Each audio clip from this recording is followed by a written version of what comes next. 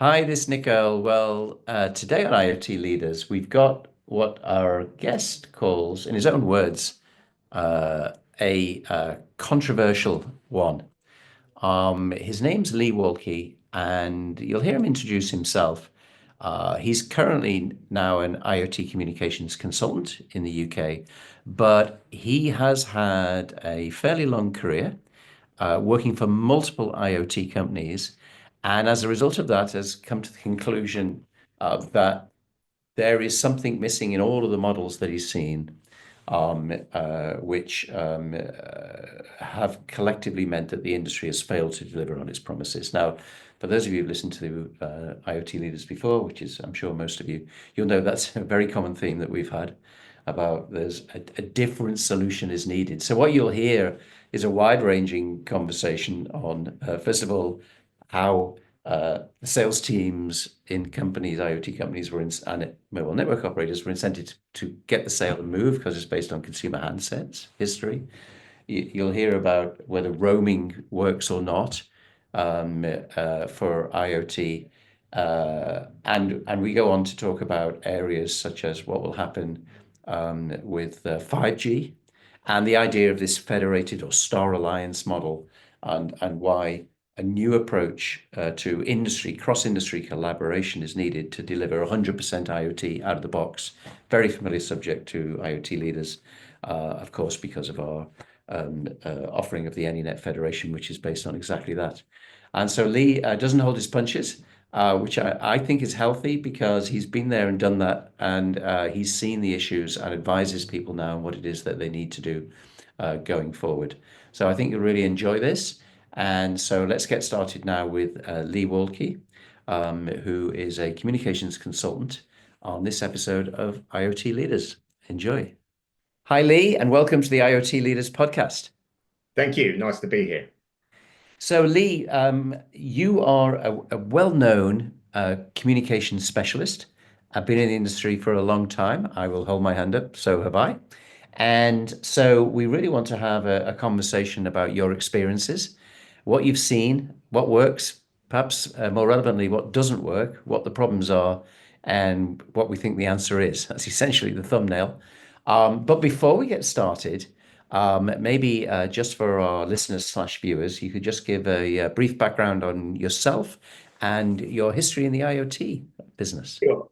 I think well known could be replaced by the word notorious, I think. And this is the first podcast I've done because quite honestly, I try to stay away from them Oh, because, really? yeah, and we'll come on to it, but I'm very opinionated on this industry. So I thought what I'm doing now, and we'll come on to it, is this was a prime opportunity for me to do my first one. So I'm looking forward to it. But my background, I've been in this selling, let's give it a label, let's say connectivity. So I've been selling SIM card connectivity for about 26 years now. Started off working for Orange back in the UK back in 2000 and thoroughly enjoyed that. This is when Orange was becoming was the new kid on the block, and I was selling mobile phones. And I was very successful at it, very successful at Orange. Most of my network started there. And it was during that time at Orange when mobile data first started to come in. And a lot of salespeople shied away from data because it was new, novel, and they didn't like it. I found it very fascinating. Getting data on a mobile device was very interesting to me.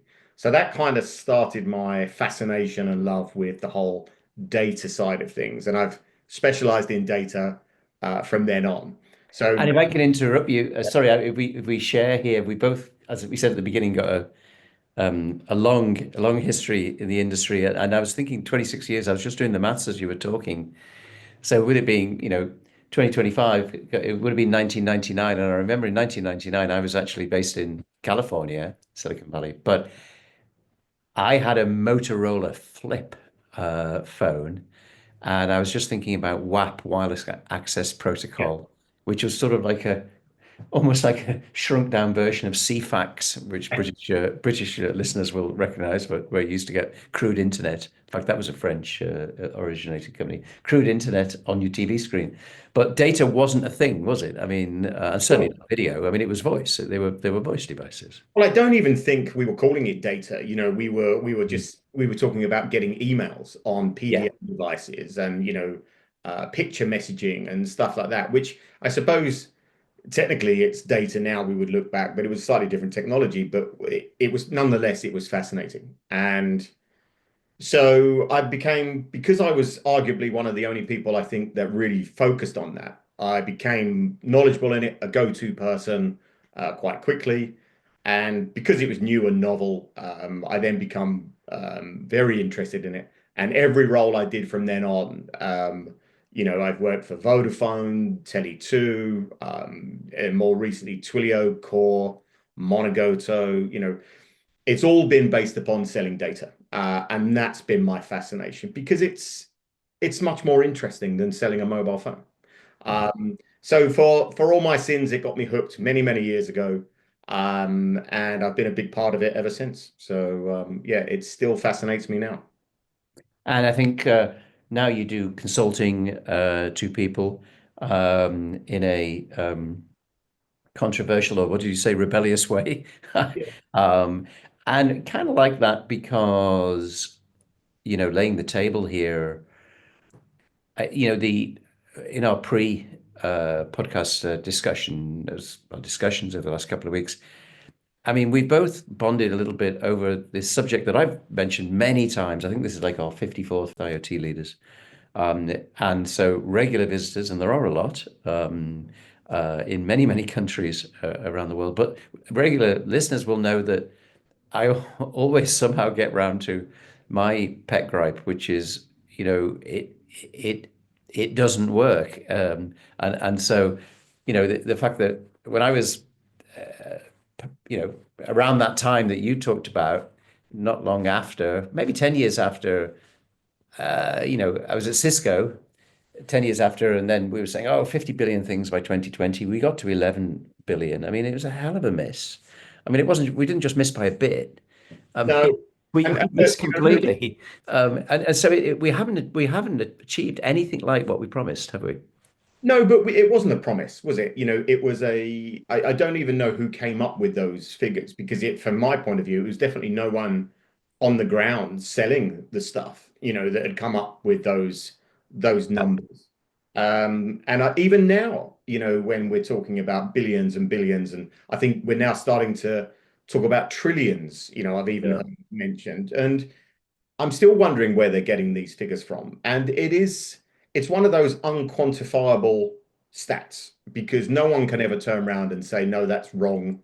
That's never going to happen. It's just someone's opinion. So I've always taken that with a pinch of salt. And even in the selling of this technology, when we hear customers, promise, well, we plan to do so many hundreds of thousands of connections in the first 12, Right. we know that that's nonsense, right? So we take that with a pinch of salt. But yeah, and I think that's just the tip of the iceberg, which is why I'm doing what I'm doing now, where everything is a bit misleading. It's a play on words, or it's trying to put a positive spin on things. There's not a lot of realism, I think, in the IoT space at the moment. It's starting to creep through necessity, but I think from a selling point of view, and let's not forget, I'm a salesperson through and through, not an engineer. The selling of this technology in this industry has gone and is still notoriously bad. Um, and I think that needs to change, which is one of the reasons I agreed to do the podcast because, even recently, in my last full-time role when I was working, no names mentioned, but it was all about closing a deal, getting an opportunity, closing a deal. Whether that deal was the right deal or the product I was selling was the right fit was almost irrelevant. It was like, just get the deal. And it's old school sales. And whilst that may not be an issue when you are selling mobile phones with a 1 or a 2 year contract that you could lease at any time, when you're selling to someone that's going to be tied into you for potentially decades because of the complexity to swap and change as was, then I think that was the that's a real nasty way to sell. And I think it's dangerous. So, like you, I mean, I've done various different roles, but certainly for at least half of my 40 plus year history in this area, I've been doing sales and marketing, and the other half sort of on general management. Um, we And what you're saying isn't, of course, unique to IoT. There's a lot of, enterprise software. There's a lot of areas of tech where you're entering into long-term agreements rather than sell a, 1, 2 year phone. So let's double click on it. And with your experience, I do believe it's actually a unique experience of someone who's worked for so many IoT companies. With your experience, what was it about, or is it about the IoT industry where regardless of the predictions, there were predictions and we did miss them enormously. They say never mention a date and a time in the same sentence. Maybe that was the problem. But also you've talked about the fact that we were selling things that couldn't be delivered.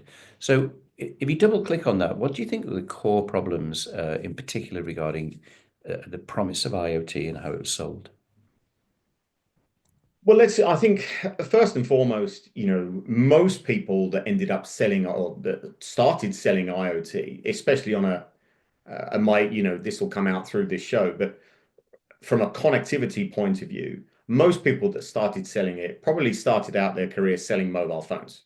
So that mindset from selling a higher data consumption, higher usage consumer product, that was the mindset that most people took into IoT. And unfortunately, you go into even a relatively small IoT business where they're talking a few thousand connections. For a mobile phone salesperson, that was amazing. That was like, oh, hang on a minute. I'm going from selling, a couple of hundred devices to thousands. So it was very, very exciting. And originally, back in the day when I was working for Orange, there wasn't a lot of differentiation on the commission either. So it's one of the reasons I heavily focused on data because I got paid a lot more because I was selling a lot more connections. So there was an excitement that came about because instead of talking about hundreds of connected devices, we were suddenly talking about thousands. And I think we got carried away with that excitement. And like all salespeople and the industry in general, I think we wanted to see the opportunistic side of things. We wanted to see what the real big picture would be, the blue sky picture. Well, hang on, if I can connect a device and there are hundreds of thousands or millions of these devices, it stands to reason that every single one of them is going to get connected. I'm going to win that piece of business. And it just never works out that way. We're living proof of that. But I think we just got carried away with the euphoria of it all and the reality of actually rolling out that number of connections is still being felt today. And I think that's the issue.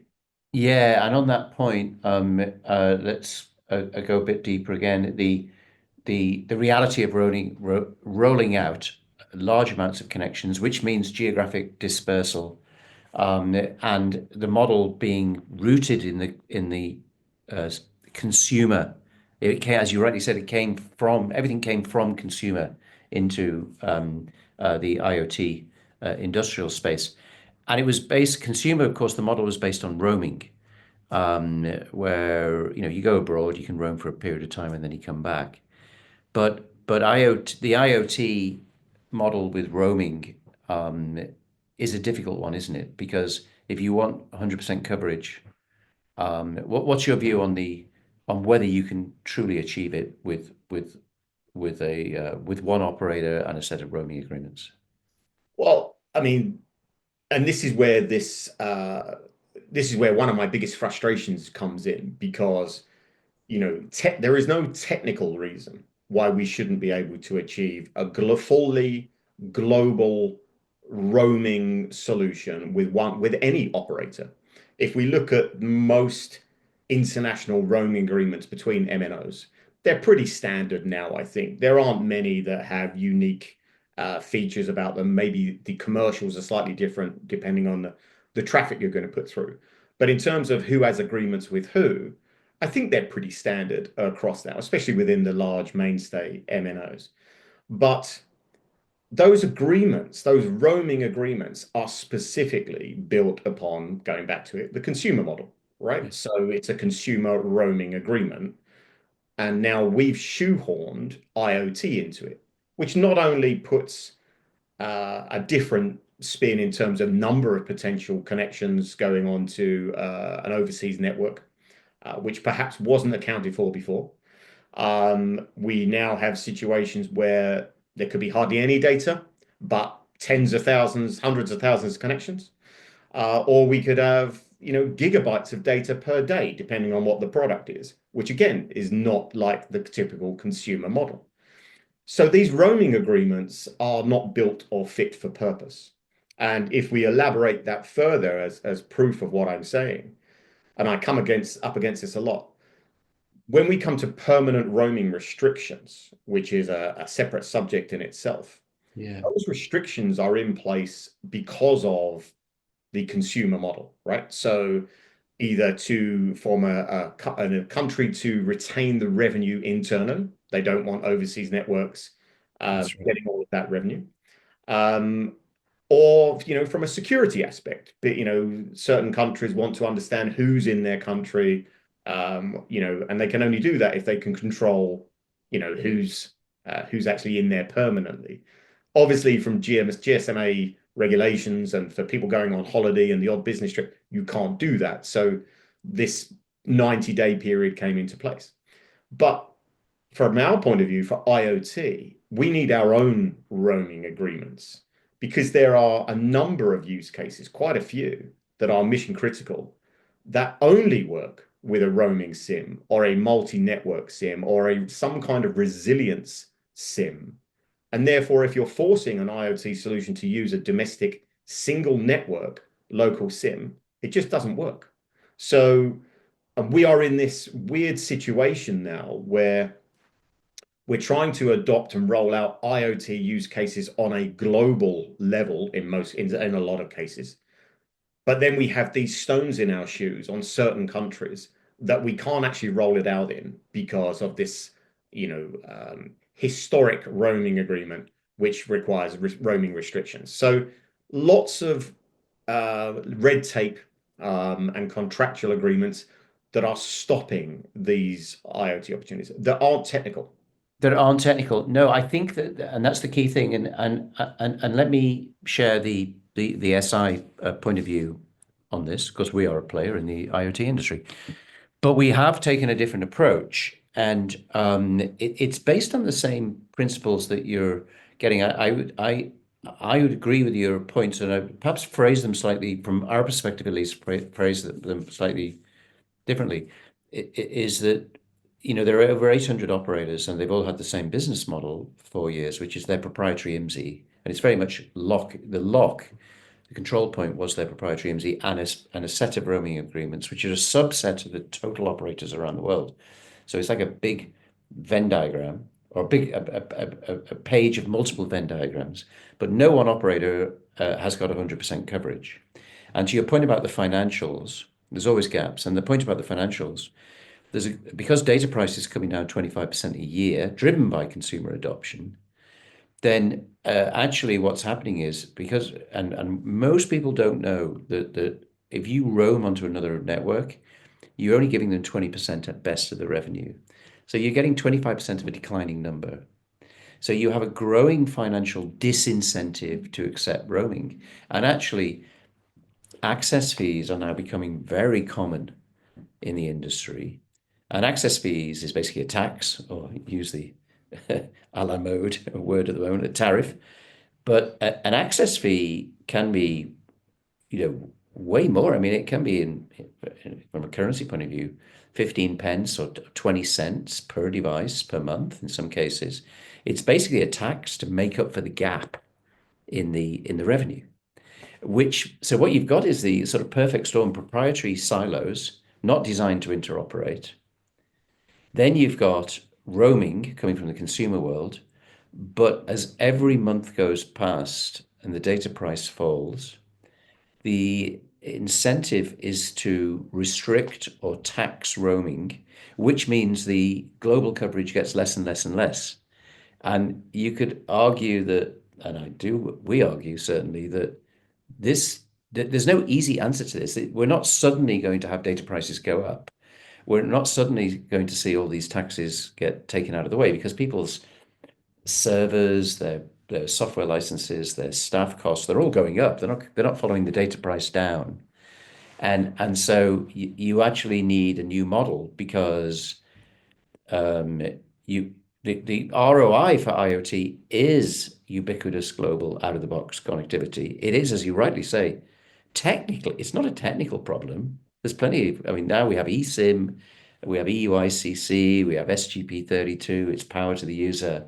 It's not a technical problem. It's actually a structural problem of trying to create something global from proprietary silos that were never designed to work together. In fact, they were designed to compete. And secondly, it's a financial problem of chasing a bull down the stairs because there is less and less financial, and you've been in the industry 20 plus years more. That financial problem is just going to get. I mean, basically, data prices are trending towards zero, and there aren't enough use cases for the gigabytes a month to make up for it. Yeah, And so therefore, a new model is needed. but on that point, again, I'm not an engineer, so I don't really have the full facts and details on it. But I'm wondering, even if you have millions of devices sitting there on a NB-IoT or a, network, but they're sending 1 kilobyte or less than 1 kilobyte of Yeah. data a day, how much strain is that actually putting on a mobile network, at any one time, especially if we randomize the operation and the wake up and the heartbeats, etc. So, you know, if it's not a strain and it's not actually causing a detriment to the network, do they even need to charge for it at that level? Once it's at that level, do we not then turn around as an industry that wants to drive IoT and say, look, let's get this to the point where the data is actually free, right? Because, similar to a Wi-Fi solution, because even if we charge for it, it's pointless. It's peanuts. It's probably costs us more to manage it than it would do to actually earn any revenue on it. So I think we will end up in that situation. And I was thinking about this before the show. If we did that, if the industry did that and turned around and said, right, we're going to remove these tariffs, these access fees for every low revenue generating NB-IoT endpoint device. And we're just going to allow them to use some part of our spectrum and they can use it to their heart's content. How much of the LoRaWAN industry do we steal from that? Because the primary reason for LoRaWAN coming into existence was to find a cheaper alternative than cellular and to fill gaps that cellular wasn't doing. So, I think there's a change coming. I think that, as you say, the prices are going down and it's going down and down and down. I don't think it's going to come back up. What I do see is a slight increase in the amount of data that people are starting to use on IoT. With the emergence of AI that is now looking at, it functions better on the amount of data it has to evaluate. I think people are now looking at all of these endpoints and these edge devices saying, well, what else can we gather while it's out there or when we deploy it? Let's make it worthwhile. So if I'm going to shove a sensor in the middle of nowhere to do one thing, what else could it do while it's out there? Because if I'm putting it there, we may as well see what else we can do. So I think the amount of data may come up. That's an interesting and compelling argument in that ultimately, if we're trending towards zero and you get the law of diminishing returns because it's already too cheap anyway, or there's not enough revenue, put the other way, then why don't we go straight to the sort of freemium model, I'll call it that, where essentially the data's free, but you charge for the value-added services on top. And of course, 5G is an industry attempt to do that because it's inherent within it is the idea of charging for network slicing, quality of service, ultra low latency. On paper, or the way it was designed, it's designed to actually create a value added stack, but it actually requires a cultural change. Because you started going back to where you started. You talked about you coming from the industry, starting off selling phones. And most of the industry, IoT, came from the consumer side. In fact, most of the MVNOs came from consumer side, and then they're using consumer technology to try and solve the IoT problem and running into the difficulties that you mentioned. As an example, they don't have hardware teams, and again, regular listeners know we said the only way to do this is you've got to have a hardware team because it's not the same as consumer because you have to every IoT use case has a unique IoT device, therefore you need to optimize the device. But if you come back to the fact that people are coming from a consumer background and the telecom sales forces are used to selling phones and data, what you're describing, if data's free, they've got to become solution sellers. They've got to climb the stack. You've got to charge, in simple terms, you charge for the platform, the CMP, connectivity management platform, and you charge for this value added stack Yes. of services. But whereas that's great in terms of the vision and the opportunity, it's a huge culture change, isn't it, for companies that have been selling handsets and data. Absolutely. And from our perspective, um, uh, we we actually had a different approach, which actually was the approach that first of all led us to meet, which was to say, for the sake of balance from our side, actually you have to design a model. And this is the brilliance of our founders, who I say, this was a picture in a notebook 16 years ago, which really blows my mind because now a lot of people are saying, yes, that's the only way to solve it. But it was 16 years ago when we all thought, no, no, this is going to be easy. But the idea of a federation, or use the airline alliance, a star alliance. So in our case, I mean, the airline industry solved it. The fact that you couldn't buy one ticket and fly on multiple airlines. You had to buy multiple tickets and pay multiple people, and then and the manage the whole journey yourself, and different baggage tracking systems, and yeah. And now you can buy a ticket on United Airlines, fly on, I think it's 34 different airlines as part of the Star Alliance, and you get United Air Miles on all of them, and you only pay once, and you are a customer of United, and you get to use United lounges even if you're not flying on United. And that model is actually what we believe is the model for to solve these issues we've been talking about. Because in our case, we've got 25 operators. And the recent deal that we did with AT&T, and they were on a podcast about 3 podcasts ago, Mike Horn, who runs IoT globally for AT&T, where they've white labeled us.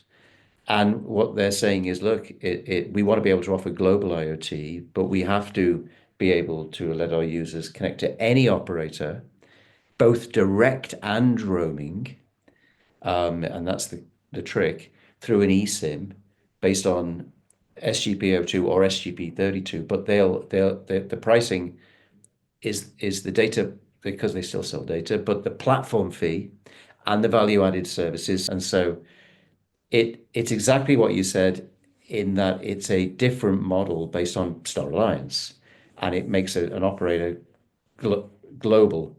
But the point was that you could, for many years, we were pushing this model, and people were saying, "Oh, it's complicated. Why do you keep being so obsessed about the device? Why do you keep on saying you want to look at the firmware in the device?" And we kept saying it's not like consumer.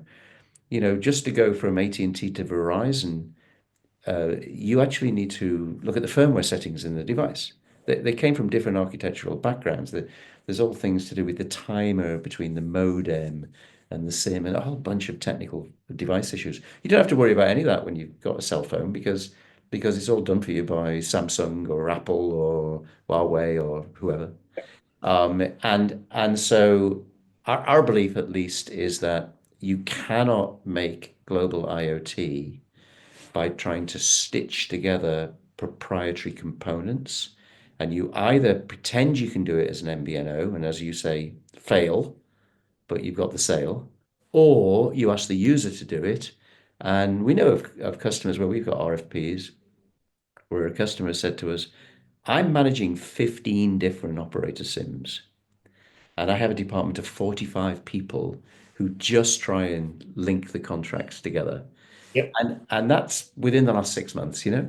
So it is a lot of evidence that says the only way to do it is a federated approach, and and what that means is a SaaS platform model. To your point, it's not a focus on SIMs and data; it's a focus on almost like enterprise software and device expertise, which is not a model that the industry thought it would need to embrace for many years.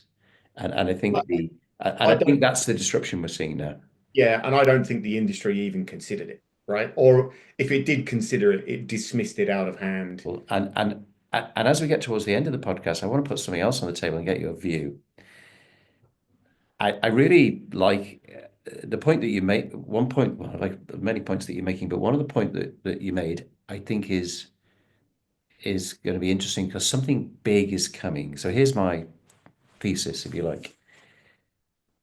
Change management's difficult because you know, I think there's been three waves of disruption in telecom. I remember, I'm old enough to remember when we were talking about would voice over IP replace circuit switch? And yes, it will. No, it won't. Yes, it will. Well, of course it did. Now it's obvious. But for the time, that was disruptive, and many people didn't adopt it and lost market share until they had to adopt it. Then I remember when just before the internet, most service providers had hosted data centers that they owned and ran themselves, and they hosted their customers' enterprise applications. They had big services businesses.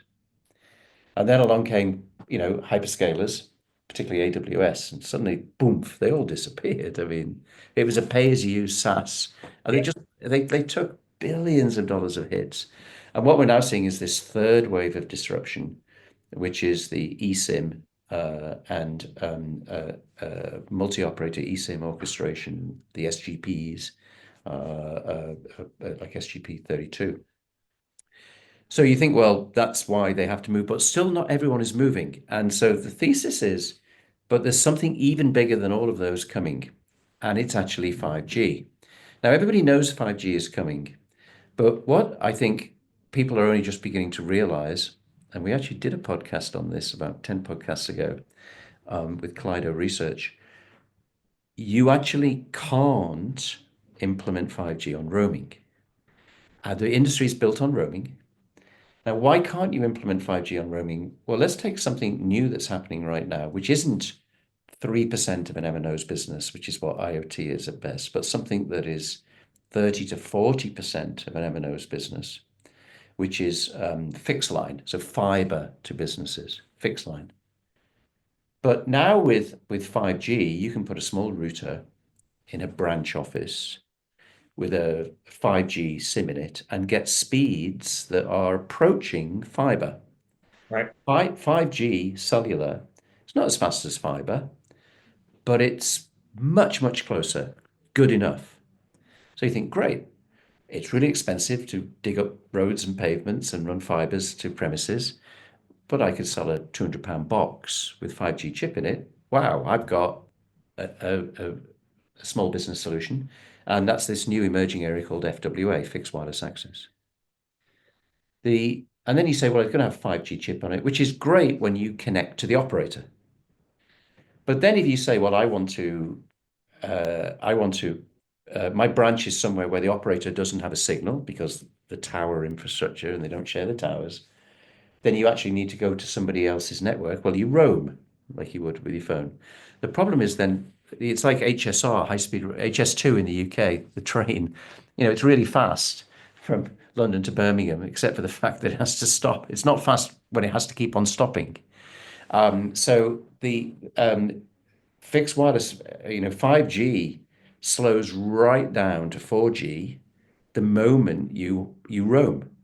Yeah. And there's a whole bunch of other, and if you're tromboning the data, as it's called, back and forth, you get latency, which is why it slows down. And then you go abroad, and you have you're not allowed to roam in my country, so you can't do it anyway. And there is a bunch of reasons why you can't, and you want to do quality of service and network slicing to 5G, but you roam, you can't guarantee you're going to get that because the other operator might not have implemented it on a 5G IP core yet. So there's a bunch of reasons, and in our experience, we're just seeing the light starting to go on something which I think is bigger than all the things we've spoken about, which is 5G is the answer. There'll be tons of data because it's so fast, and there's all these value-added services. So the cavalry is coming. It's called 5G, but you cannot do 5G on roaming. Now, if you given that fixed line is 30 to 50% of the MNO's business, and there's a cheaper way of doing it called FWA, fixed wireless access. If you can't do that on roaming, then there's going to be a massive demand for what we call federated localization. So we're back to the Star Alliance. Yeah. Can you actually give me a SaaS-based solution? Because I've got no money because all my capex has gone into 5G. Can you give me a pay-as-you-use SaaS-based solution, which, I think you used the phrase, there needs to be a model other than roaming. I think that's what you said. Like an overlay roaming network, but it's not roaming, it's an overlay direct connect network. And that's basically Star Alliance, federated approach. So I think that there could be the introduction of 5G, I think is going to cause a lot of people to say, can we really build 5G for industrial on top of a consumer roaming framework?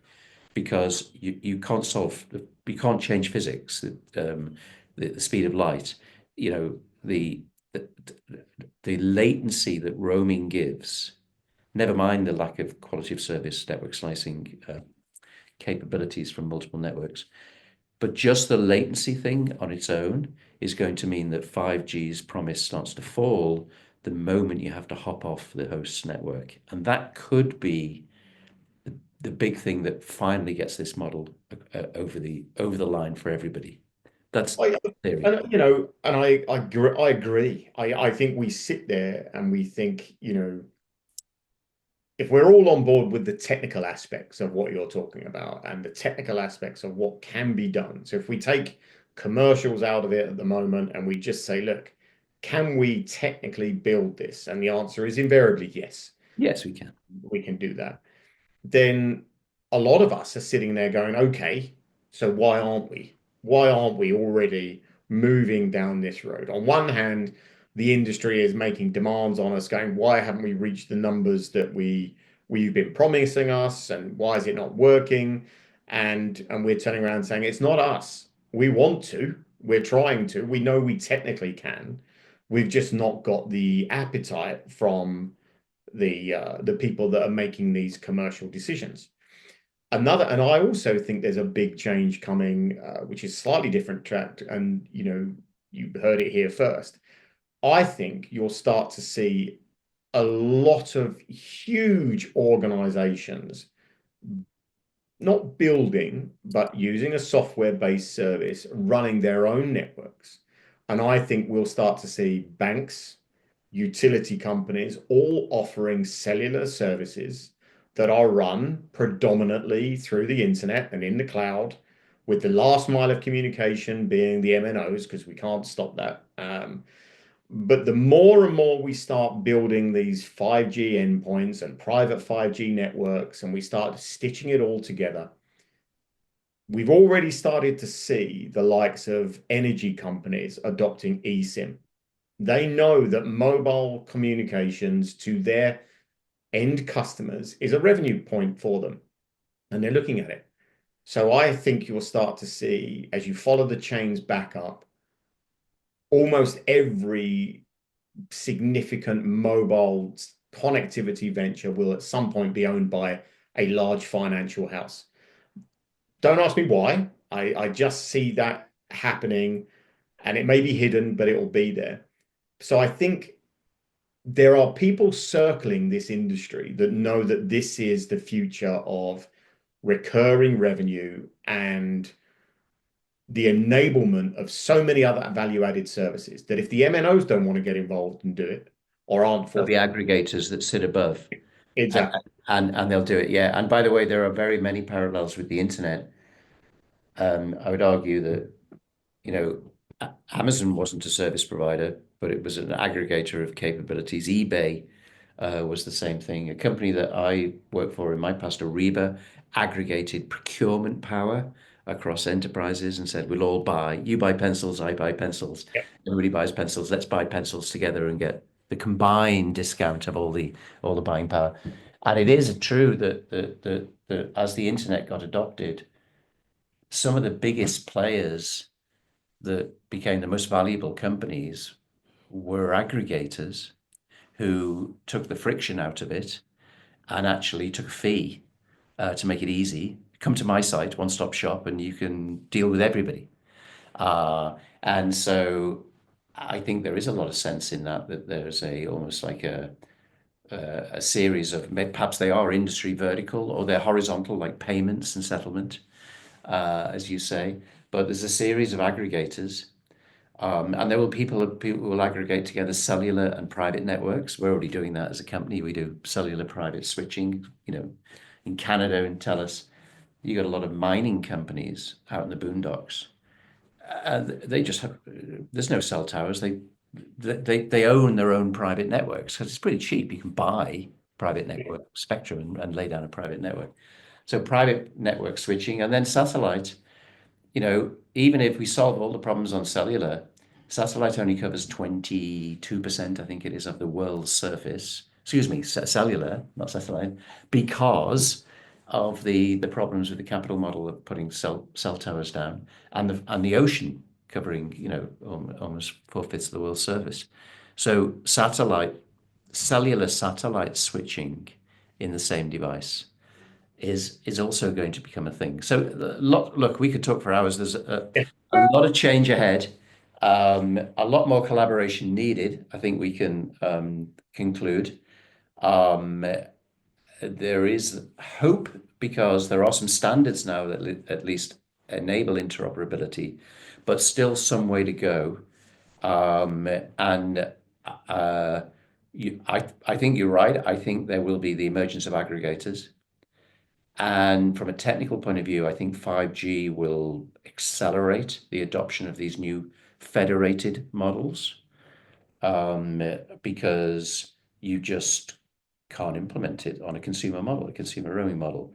So I think we're looking, certainly the next 12 months, there's going to be a lot of change, a lot of acquisitions, a lot of mergers, shall we say, and a little change in the pecking order of the players, which always happens on a transition.